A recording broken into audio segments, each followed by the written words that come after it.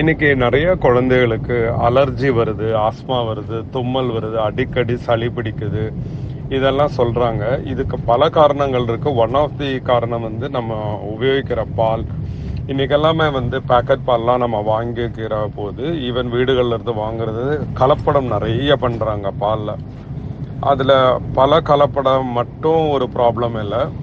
இன்னொன்று வந்து பல பசுக்கள் அந்த மிக்சிங் நடக்குது.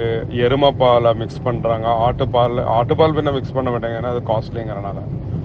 ஸோ மாட்டுப்பாலையும் எருமைப்பாலையும் மிக்ஸ் பண்ணுறதுனால மிக்ஸ்டு ப்ரோட்டீன்ஸ் வந்து வருது.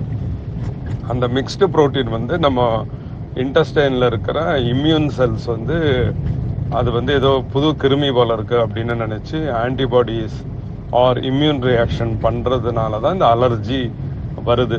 இப்போ நிறைய பேருக்கு தோலில் தடிச்சு வருது, அது இதுன்னு எல்லாமே வருது.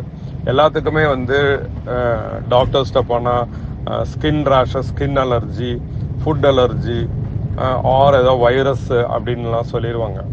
பட் நம்ம ஃபுட்டில் இது சரி பண்ணாதான் சரி ஆகும்.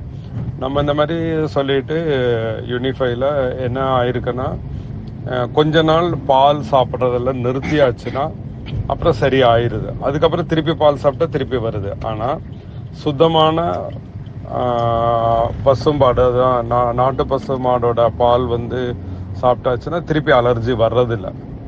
ஸோ மேக்ஸிமம் அந்த மாதிரி பண்ணுறது நல்லது. நம்ம அமாஜினோமிக்ஸ்லேயும் அதனால தான் சுத்தமான நாட்டு பசுமாட்டோட பாலாக மிக்ஸ் ஆகிருக்கா, எருமை பால் மிக்ஸ் ஆகிருக்கா அப்படிங்கிறதெல்லாம் நம்ம டெஸ்ட் பண்ணுறோம்.